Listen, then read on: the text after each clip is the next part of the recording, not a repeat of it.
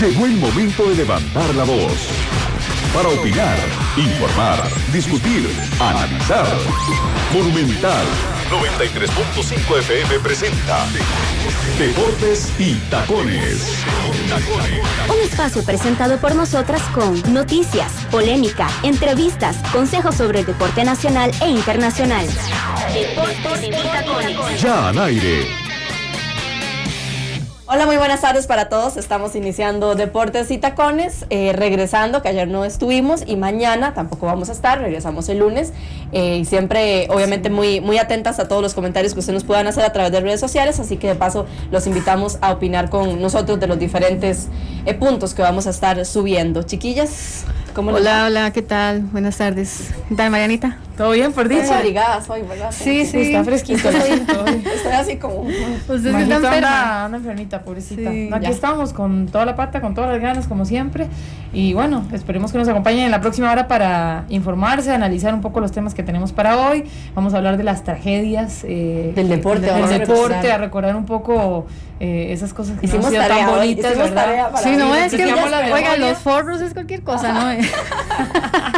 Pero bueno, tenemos un tema inicial para... Sí, pero antes quería preguntarles, ¿qué opinan Pregúnteme, ustedes de que a Estados Unidos aparentemente no se le da ningún tipo de preferencias al momento de entrar al país? Yo quería Estoy preguntarles. de acuerdo, me parece bien. Me Usted parece bien, completamente me parece de bien. acuerdo, O sea, por con supuesto. todo el respeto Sí, y sí. toda la de la ley que se merece cualquiera que viene y no viene y está y no está, de donde sea, cualquier ser humano se merece el mejor trato del mundo, pero no preferencial, porque Pero es que tratémonos como nosotros nos cuando tratan. viajamos no nos tratan así. Por eso. Igual Y no es por saliendo. resentidos, es porque siempre tenemos que ser los uy, los buenos. ticos son tan buena nota. Sí, que Ay, nos- los ticos son tan buenos. Cantan por la paz, divinos. nos escoltan. Y a nadie nosotros nos grita. hacen lo que quieran, nos Sí, pasean sí, por sí, todos sí. lados. No, seamos buena nota, seamos lo que somos, pero tampoco ¿Acaso que seamos- ellos tuvieron no algún pequemos de juego de- limpio con esto de la nieve allá, que nos bueno, hicieron... bueno. Bueno, y no es para mí no Sí, es casual sí. que eligieron Colorado. O sea, yo sé que la nieve no la No. podían traer, pero ellos eligieron Colorado con la Por lo excusa de ir a mismo. jugar a México por la altura. Pero No, no, ellos no. tenían más probabilidad de que nevara en Colorado Había de mar que ahí. nevara en Miami. O Sí. sea, hello.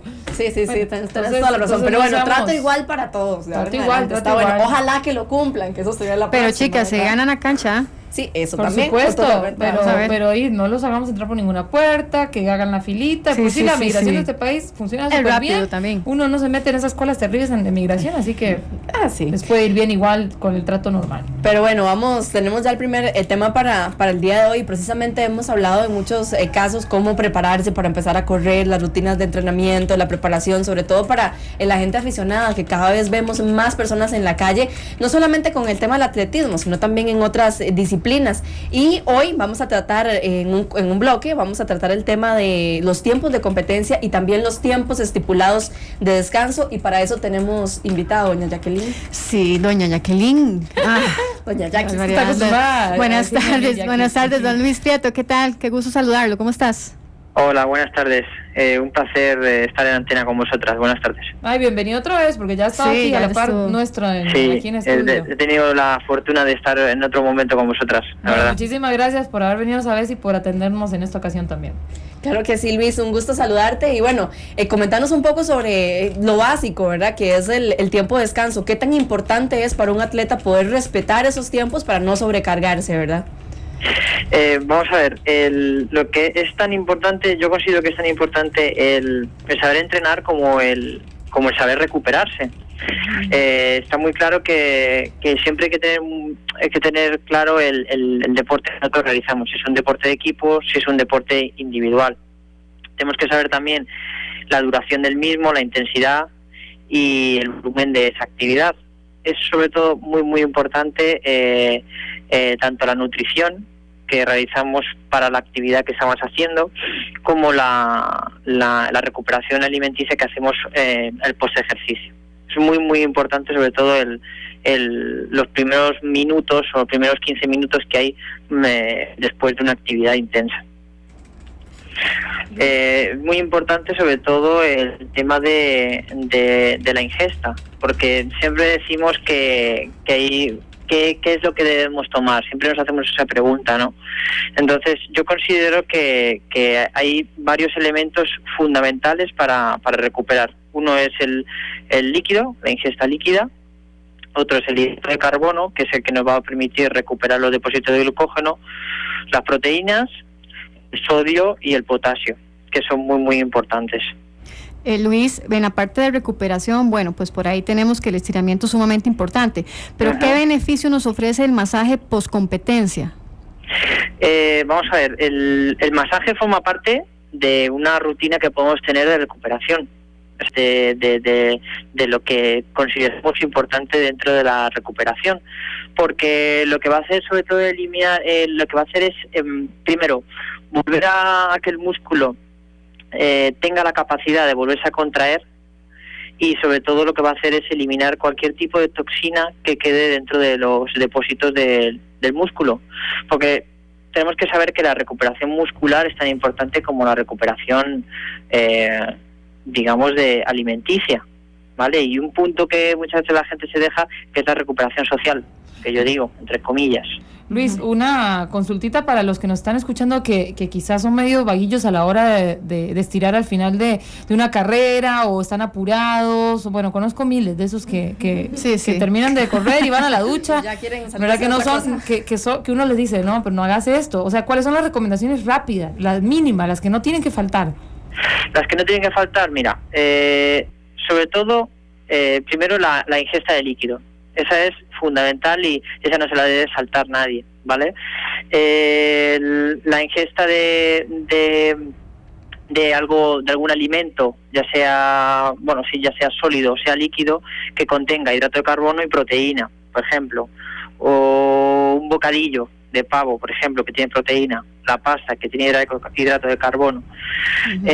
Los baños de contraste para mí son muy importantes, es decir, el calor y el frío, y acabar sobre todo con una ducha de agua fría.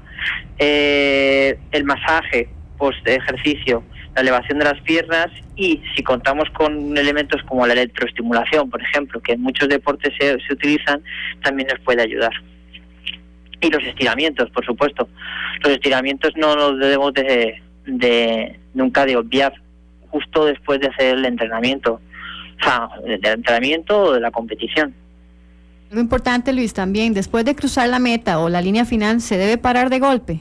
No se recomienda. Normalmente, para que digamos que la gente pueda entender un poco de lo que se hace a lo mejor en un deporte de equipo intenso, normalmente lo que suelen hacer cuando se terminó la competición o se terminó un entrenamiento muy intenso es un circuito de recuperación que puede constar de 15 minutos. Normalmente en esos 15 minutos el deportista suele hacer actividad y un método de contraste. El método de contraste, lo que se comenta antes, calor, frío, pero sí que suele hacer una actividad que suele durar unos 6 minutos. Luis, y luego terminar con unos estiramientos. Luis, perdón, ¿qué implicaciones puede tener si una persona no hace justamente eso al momento de parar la competencia? ¿Cuáles serían los síntomas? Que pare así también de un momento. ¿Qué implicaciones puede tener, verdad? Vamos a ver, la parada, digamos, brusca, de golpe, en actividades muy intensas, porque las actividades que realizamos actualmente suelen ser intensas, entre 60 a 120 minutos. Entonces, uno de los problemas que puede provocar la parada de esa intensidad de golpe es un mareo, incluso un síncope o un desmayo, porque lo que hacemos es bloquear esa entrada de sangre y de que está habiendo, sobre todo, pues en el corazón, que es uno de los que es un músculo al fin y al cabo. Entonces, por eso debe ser la bajada de intensidad de esa actividad progresiva, siempre debe ser progresiva, porque tenemos que bajar las pulsaciones, además. Y lo mismo pasa cuando uno inicia la actividad, también tiene que ser progresivo, tanto cuando uno la inicia como cuando uno la termina. Entrar en calor. Eso es, la entrada en calor, vamos de menos a más, y en la vuelta a la calma siempre vamos de más a menos. Exacto. Son importantes tanto una como la otra. Luis, y la última preguntita que tengo yo para usted, el día siguiente de la actividad, ¿se puede realizar una caminata o un trote, esto para eliminar el ácido láctico? Sí. ¿Qué tiempo recomiendas? Vamos a ver, yo me he especializado mucho en el trabajo de deportes de equipo. Por ejemplo, yo te puedo plantear una sesión que yo haría con así resumida, por ejemplo, con un deporte de equipo como pueda ser el fútbol. Normalmente, al día siguiente se suele hacer unas sesiones entre 75 y 80 minutos. Unos 12 minutos de carrera continua entre 120 y 130 pulsaciones, unos estiramientos con movilidad de 15 minutos, y se pueden hacer algunas series, por ejemplo, de piques, que llaman aquí en Costa Rica, o de salidas de sprint de un 70% de intensidad. Algo de fútbol variado, actividad para que la gente para que la gente se divierta, que sea recreativo, que puede durar unos 12, 20 minutos, y luego 5 minutos de abdominales y tren superior y otros minutos de carrera continua. Eso podría ser una sesión muy resumida de lo que puede ser una actividad de recuperación en un deporte de equipo, por ejemplo. Ya casi nos vamos a acercar al corte, pero estas recomendaciones o esto que nos explicabas aplican para un atleta regular, una persona que hace atletismo y tiene su fin de semana de competencia y posteriormente tiene que empezar otra vez con su trabajo de entrenamientos.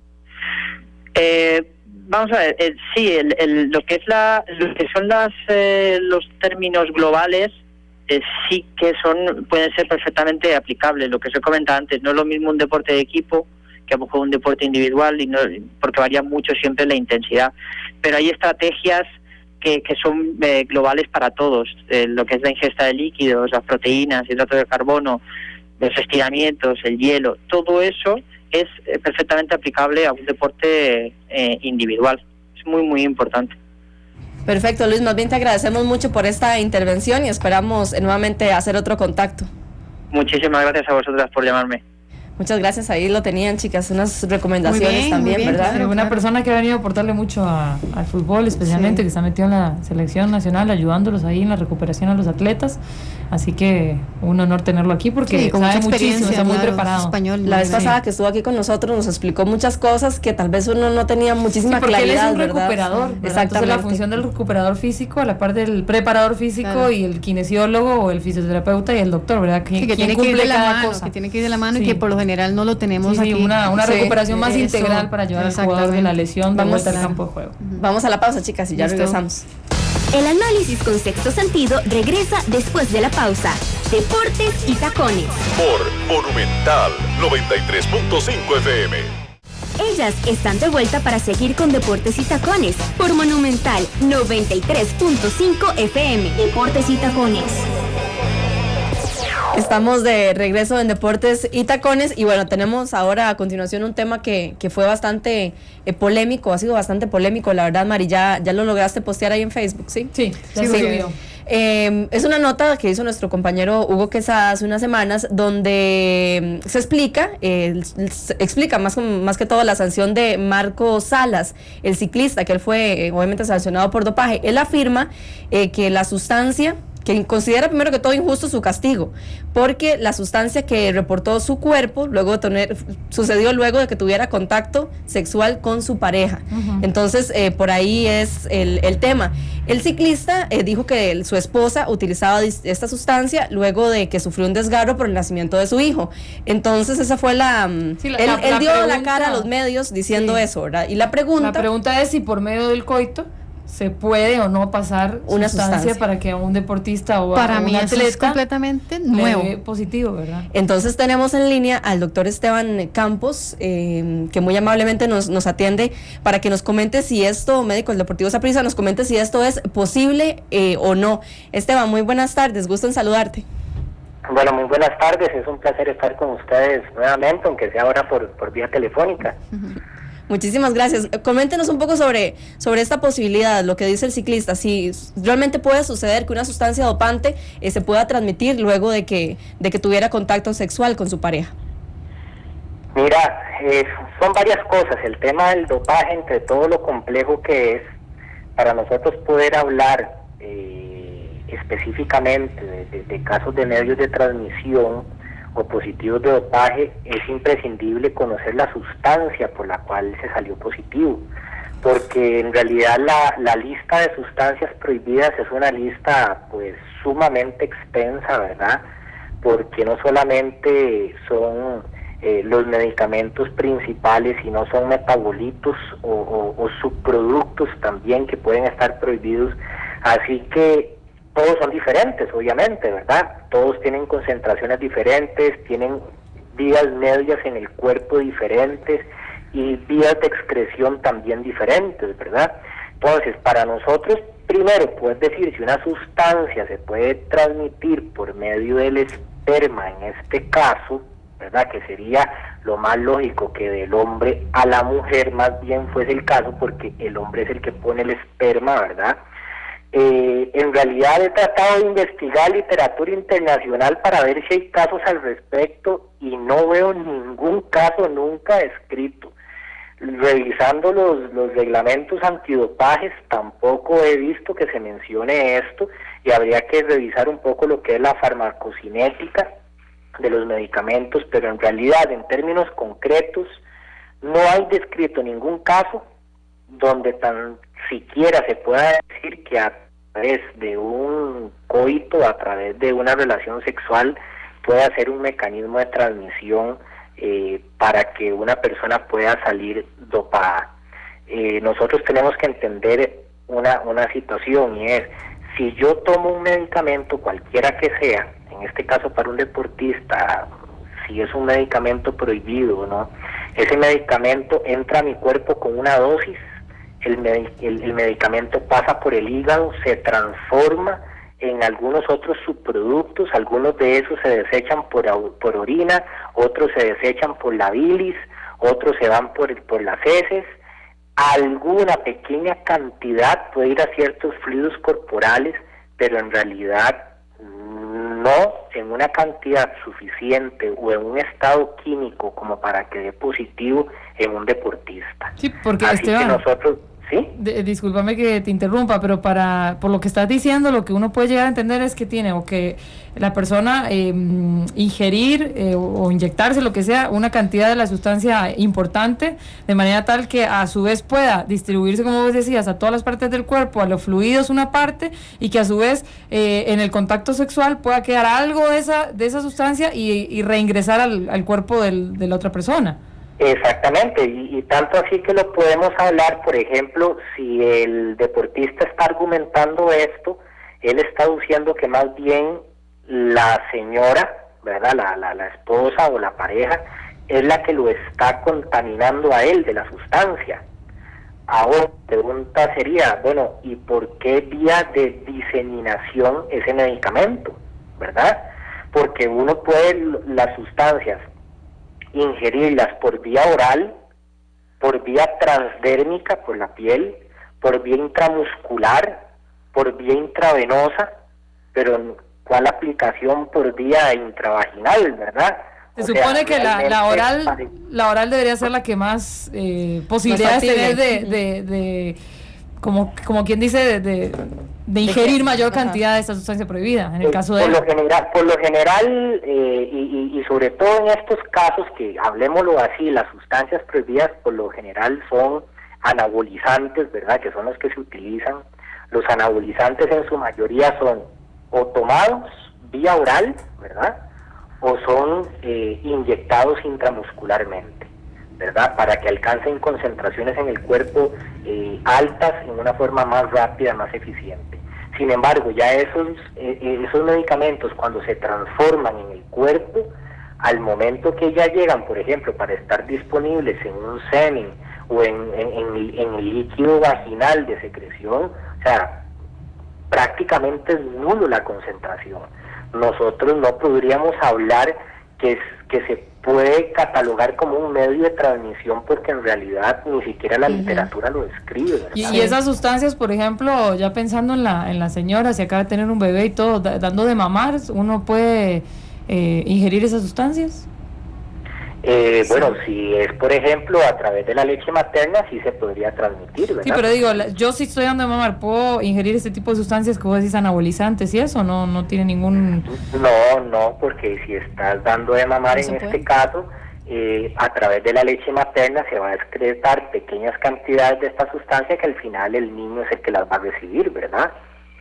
No recomendadas en este caso para un no lactante. Los anabolizantes, en realidad, si ves la indicación, son sustancias muy restringidas que más bien tienden a causar daños bastante severos en el organismo, ¿verdad? Y por eso es que están prohibidas. No solamente porque pueden mejorar el rendimiento del deportista, sino porque pueden causar daños severos y irreversibles en el deportista. Por eso es que también se hace el dopaje, para cuidar la integridad física de los deportistas. Sí. Pero en realidad, como te decía, este método de contagio, de transmisión o de difusión del medicamento no es un método que realmente se haya descrito en la literatura del deporte.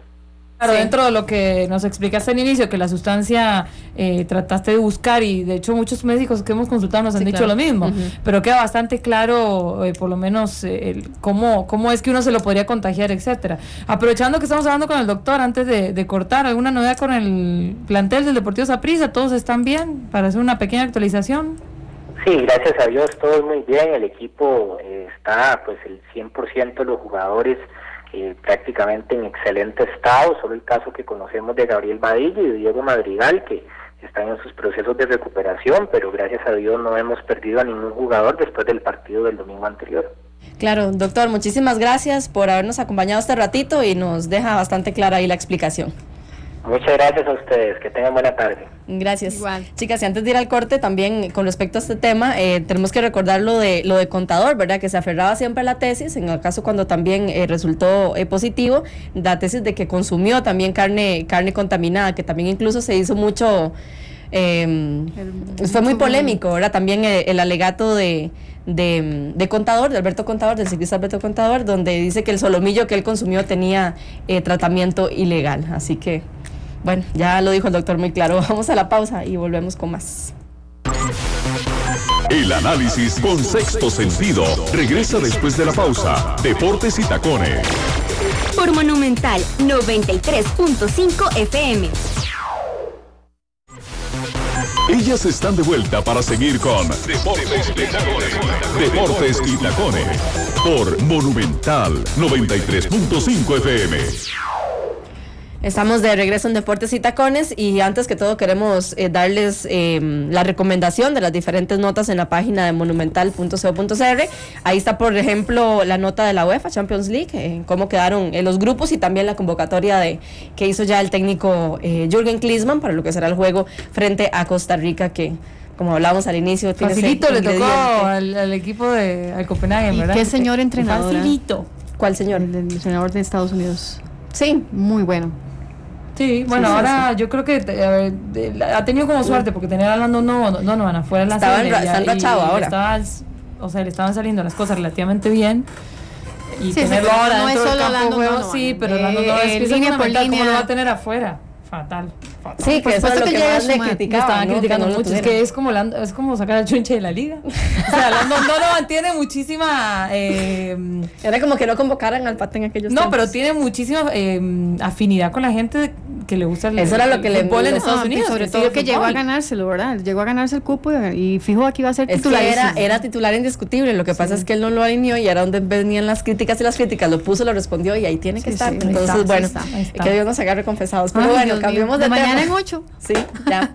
Cambiamos de tema, porque hoy, bueno, en una parte también como triste que vamos a tener que recordar aquí en el programa, y vamos a hablar de muchas tragedias que han marcado la historia del deporte, ¿verdad? Que a veces hemos sido testigos de ellas, incluso en la televisión en vivo, que hemos podido verlas y nos han marcado definitivamente muchísimos de esos casos. Así que cada una hizo la tarea y trajimos para recordar. Igual invitar a la gente para que nos comenten en Facebook si hay una en particular que recuerden o que hayan vivido también. Sí, a mí, bueno, no sé, empiezo yo, chicas. Dale. A mí me marcó mucho la tragedia que vivió el estadio Mateo Flores, no sé si se recuerdan de aquella eliminatoria del 98 en Francia, donde Guatemala recibía a Costa Rica el 16 de octubre de 1996. 83 fallecidos hubieron. Sí. Hubo venta de boletos pirateados, exceso de taquilla, al tope. Imagínate que la capacidad era de 60,000 personas y habían 10,000 personas más. Muchos colegas les tocó vivir eso, ¿verdad? En la transmisión, en vivo fue... De hecho, en el sector más barato, el sector de Sol, fue donde pasó la tragedia. mucha gente asfixiada, desnucados, aplastados. Tuve el placer de hablar con Luis Fernando, él es un amigo que está allá, hoy hablé con él en la mañana, él está allá de hecho es el preparador físico de Medford. Está en Honduras, mandó saludos. Gracias. Y él estuvo en ese partido y me comentaba que fue muy duro porque él estaba ahí y precisamente siempre se sentaban porque él era jugador y siempre iban a ese lado, pero no sé, le dieron preferencial y se fueron para el otro costado. El partido no estaba iniciado, estaban calentando, estaban en el inicio de la entrada de calor y fue durísimo porque dice que no poder ayudar porque estaba al frente totalmente del y Jackie, ellos siempre, lo que estás contando es que ellos siempre se sentaban ahí en ese sector y en esta ocasión nos cambiaron. Ahora casi que cuando lo llamé me contó casi llorando porque decía que fue un milagro de Dios. Claro. Porque ellos siempre se sentaban de ese lado. Sí. De hecho falleció uno de los jugadores porque uno de los jugadores sí estuvo por allá. Sí, se fue allá. Por allá. Entonces que fue bastante impactante. Hace 17 años de ese accidente. De hecho, la mayoría de las de fútbol son por sobreventa de boletos. Sí. Si uno se pone a analizar, está la de Moscú, también la de, yo encontré esta que no la conocía, que es la de Sheffield, Inglaterra, en el estadio Hillsborough, donde el 15 de abril del 89 se jugaba la semifinal del FA Cup entre el Liverpool y el Nottingham Forest. Y en el minuto 6 el árbitro suspendió el juego porque vio que había algún problemita en el sector de las gradas del Liverpool y resulta que, bueno, había una sobreventa de boletos exagerada, murieron 96 personas, la avalancha, yo vi imágenes en internet de la gente estripada, o sea, es impresionante, impactante, muy triste y tras esa tragedia el fútbol inglés como que reestructuró un poco la cuestión de seguridad. Y los estadios, y algunos estadios se construyeron, obviamente. En ese tema de los estadios era impresionante ver, incluso aquí en Costa Rica, que a veces vemos tomas viejas y está completamente llena la gradería, o sea, si ni siquiera las partes espacios, de seguridad, claro. Y era tan común verlo, y es que, ¿para dónde se agarran? Verás que yo he tenido el placer de jugar en el Mateo Flores, y ese estadio, vos entrás y tiene una bajada completamente. Ahí es donde se fue todo el mundo. La gente, ya que estaba acomodada abajo, donde siguió entrando gente, esto fue lo que hizo, ¿verdad? Un embudo correctamente. Sí. Aquí está en Facebook Rafael Villavicencio, que habla de la tragedia de la muerte de Senna, que fue una de las que yo traje. Yo me traje unas también relacionadas al deporte motor, pero en este caso la naturaleza del deporte hace que no sea tan masiva la tragedia, pero sí hay una. La de Ayrton Senna, sí, más allá de la masividad, tiene pero una déjame repercusión terminar. Todas, o sea, incluida la de Senna, vino a hacer un cambio totalmente en la seguridad en la Fórmula 1. Incluso el mismo Ayrton Senna era la persona que más peleaba con la organización porque él decía que los pilotos no estaban bien seguros, suficientemente seguros. Tuvo que ser su muerte, ¿verdad?, la que marcara el inicio de que ya la FIA se pusiera los pantalones y empezara a aplicar una serie de regulaciones que hoy por hoy han disminuido de cualquier cantidad de formas en las muertes de pilotos. A veces ocurren porque ya es inevitable, ¿verdad?, por los golpes, sobre todo en IndyCar, también en Le Mans, que también a esas velocidades de 300, 280 es muy difícil. Pero aquí tengo también en la historia el accidente más trágico de la historia del automovilismo. Pero perdón, Majito, la de Senna, que fue en el 90 y... vea, la muerte de Ayrton Senna fue en el 94, fue en el circuito de Imola, en Italia. Hace 19 años ya, 19 años, por cierto. Él estaba en una curva, haciendo una curva, Tamburello, creo que se llamaba esa curva, cuando él chocó contra la barrera. Fueron 314 kilómetros por hora a los que él iba en ese momento cuando chocó, y lo más impresionante de todo es que bueno, las imágenes fueron captadas en vivo. Yo es que los he visto tantas veces que hasta que me cuesta un poquito. Además, sí, claro. lo que significaba Ayrton Senna. Sí, o sea, por supuesto, que tenía ya 3 títulos mundiales. Venía con todo para ser uno de los pilotos, y eso, el piloto mítico de la Fórmula 1, y tenía muchísimo más para poder darlo. Tenía 2 subcampeonatos, ya tenía 3 títulos y tenía como 80 podios ya en su momento cuando él falleció. Tenía Ayrton Senna, más o menos. Tenía 34 años, creo, si no me equivoco. Pero les voy a contar lo que pasó, que fue que en la Universidad de Bolonia me encontré un reportaje muy interesante donde hicieron el análisis de por qué sucedió este asunto. Parece que antes de que él chocara, falló, el metal ya tenía una falla del vehículo, falló y se quebró justamente antes del choque. Entonces eso justamente ante miles de espectadores, como les dije, fue lo que marcó totalmente un cambio en la manera de diseñar y también de implementar la seguridad en la Fórmula 1. Sí, lamentablemente son los hechos trágicos los que marcan un antes y un después, porque también, sí, bueno, ahora para hablar un poco la de Múnich, ¿verdad? De los Juegos Olímpicos, que es una de las más famosas, se han hecho películas de muchas, entre ellas la de Alemania, los Juegos Olímpicos de Múnich, pero bueno, también marcó un antes y un después en la seguridad de los atletas. Ahí, en ese caso fue el grupo Septiembre Negro, que atacó a los atletas israelitas, ¿verdad? Y bueno, y los agarró hasta como rehenes y terminó entre el operativo, entre que los alemanes respondieron y se terminó todo, o sea, uno ha visto imágenes y todo, duró hasta, fue la madrugada, fue una noche asquerosa para el olvido. ¿Cuántos terminaron muriendo? 11 atletas de Israel, y creo que de los 8 atacantes murieron 5. Y lo más lamentable de todo esto es que siempre tiene que suceder algo para sentar ese precedente. Eso es lo triste, claro, eso es lo más triste. Para nosotros en esta del Mateo Flores fue dura porque era contra nosotros, ¿verdad? Y los jugadores, fue una tragedia muy cercana. Yo me acuerdo de Rolando Fonseca cómo lloraba él viendo, ¿verdad? De ver definitivamente que no podían hacer nada, que era una frustración. Los mismos periodistas, ya que no sé si vos te acordás de la televisión, yo creo, ahí está Juan, que debe acordarse que las televisoras incluso unieron, qué duro, Dios mío, el RPT, la gente de Canal 7 unieron, y la gente de radio unieron la transmisión, porque se convirtió en una tragedia terrible. Era para los que estaban ahí como periodistas también, que en lo que te da la vida, ¿verdad? Tener que ir a cubrir un espectáculo y terminar en eso, ¿verdad? Aproximadamente habían 46 aficionados dentro del estadio cuando 46,000 aficionados dentro del estadio cuando la capacidad máxima era de 38,000. O sea, si la venta de boletos definitivamente falsos hizo que la gente se amotinara de tratar de entrar a ver el espectáculo. Badú era el técnico. Viste que en Facebook también nos han puesto algunos también. Sí, bueno, la gente recuerda muchísimo la de Mateo Flores, por supuesto. Sí, Rafael, que nos dijo la de Sena, dice la masacre de Múnich, Josué, también la muerte súbita del camerunés Fo, sí, cierto, también, que es que también el asunto como sucede, ¿verdad? Como que trasciende. Delante de miles de millones de espectadores. Y ahora que están hablando de eso, chicas, que el martes murió Héctor Sanabria, ¿verdad? Qué tristeza, que nosotros no tuvimos programa el miércoles. Un jugador de Argentina que bueno, que militó, todos los conocemos porque jugó hasta hace muy poco tiempo en Pérez Celedón, y se murió así casi que muy súbitamente. Amigo de Monje, que estuvo muy triste. Muy amigo de todos los y también del otro argentino que juega en Pérez, ¿cómo se llama el delantero? El alto.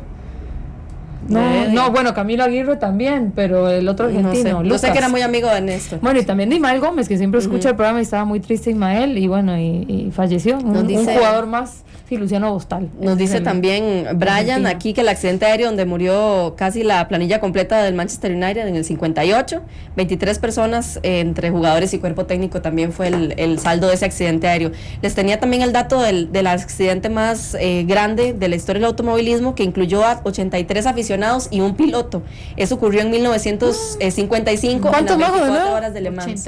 83 aficionados y un piloto. Eso fue que un piloto se salió, hubo una seguidilla de golpes, uno de los vehículos se salió y saltó por la barbera, incluso pasando la parte de seguridad que está entre el público y la pista. Y lo que mató a las personas fueron los pedazos del automóvil y también una bola de fuego que se hizo en el momento. 86 personas. 83 aficionados y un piloto. Eso llama muchísimo la atención. Sí, la catástrofe más grande en el campo del automovilismo, claro. Porque les decía que por la naturaleza de los deportes usualmente el que más corre riesgo es el piloto, o en el rally, que alguien se atraviese y bueno, ya ocurre el accidente. Sí, es muy raro que haya tantas masivamente muertes. Esto fue lo vemos más. En el fútbol que hay un montón, pero porque es un espectáculo muy masivo y generalmente la gente se cae encima y eso está y hoy por hoy, de esta causa, de ese accidente en el 55, no han podido saber qué fue lo que pasó. Parece que fue uno que frenó cuando iba a entrar a pits y los demás fueron... Bueno, tenemos que ir un corte, ¿verdad? Pero cuando volvamos les hablo de otra que no se sabe qué fue lo que pasó. Un River Boca en el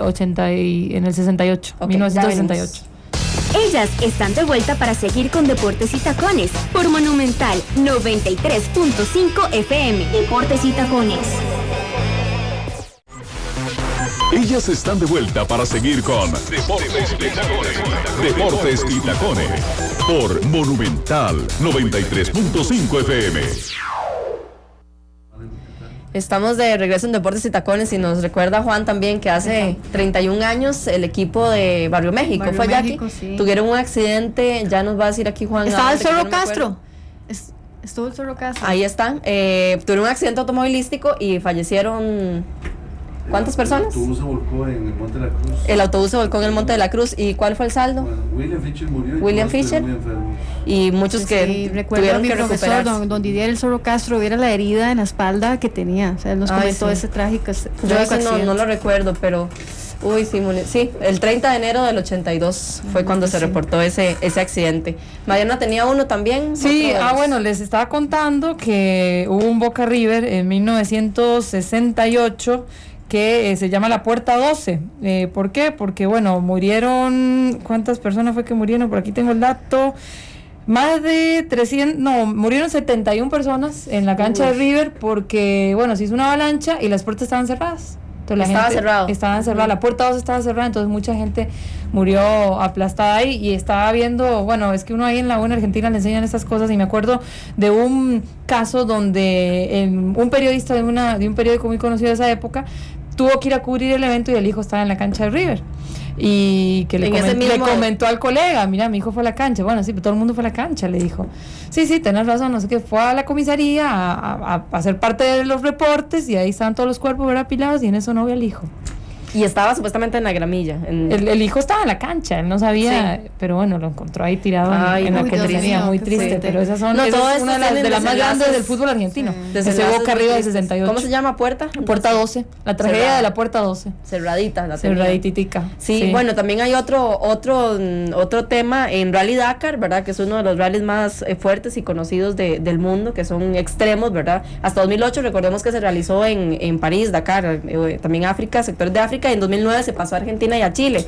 Ahí hasta el momento se han reportado 23 pilotos fallecidos y en total como 59 muertos, incluyendo también personas de organización, incluso hasta personas que están cerca, ni siquiera viendo el rally, sino como en sus actividades cotidianas y no saben o hacen caso omiso a las señales y son a veces atropellados, ¿verdad? Que también hay que, si usted sabe que hay una actividad de ese tipo, hay que tener mucho cuidado. Claro. Y se trata de llenar, obviamente, lo más posible a la gente que vive cerca, pero ¿verdad? Vos que estás ahí en eso de automovilismo, pero yo siempre veo que esos pasan tan cerca los carros donde está la pero gente. Obviamente hay sectores para poder parquearse. O sea, la gente, vos los ves siempre a la orilla de los rallies, pero hay sectores oficiales. De hecho, hay 2 carros que son carros barredores. Ellos siempre van a revisar dónde está la gente. Sí. Y también usted va a eso bajo su propia responsabilidad de hacer caso a lo que las autoridades le digan, que es otra cosa muy diferente. Cuando murió un muchacho en el Irazú, en el rally, mucha gente le echaba la culpa al realismo por esto, y no, el muchacho estaba en estado de ebriedad y él se acostó en la calle haciendo caso omiso de lo que le habían dicho, ¿verdad? Entonces también uno tiene que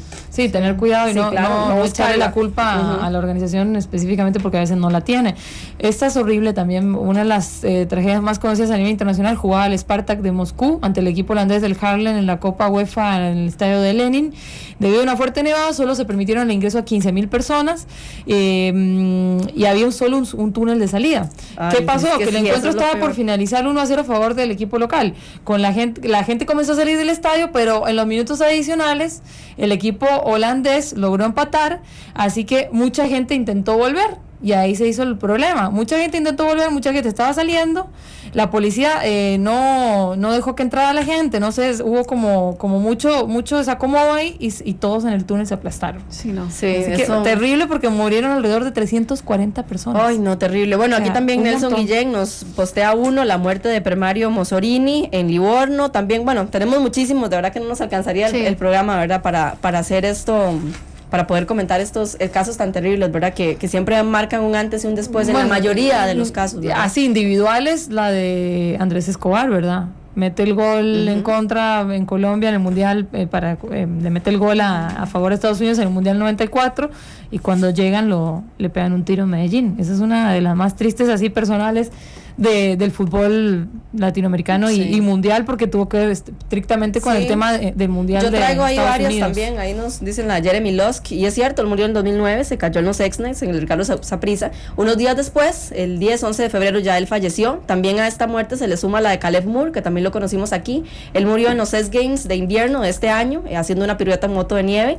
Y uno que le quería mucho a los ticos, Eigo Sato, el japonés, que también él falleció haciendo un truco el 28 de febrero en su casa. Son muertes deportes individuales, pero obviamente nos marcan. Sí. Es muy riesgoso en general, ¿verdad? Sí, Le mando un beso grande a mi gran amigo Aquiles Sertat, que me reporta una también. El lunes. En Bruselas, en la final de la Copa de Campeones de Europa, en la final Liverpool-Juventus, murieron más de 100 personas. Y también me da un dato curioso, chicas, respecto a la Champions, que dice que nunca ha salido campeón un equipo que le ha tocado el grupo B. Oiga, hay el que ver grupo eso.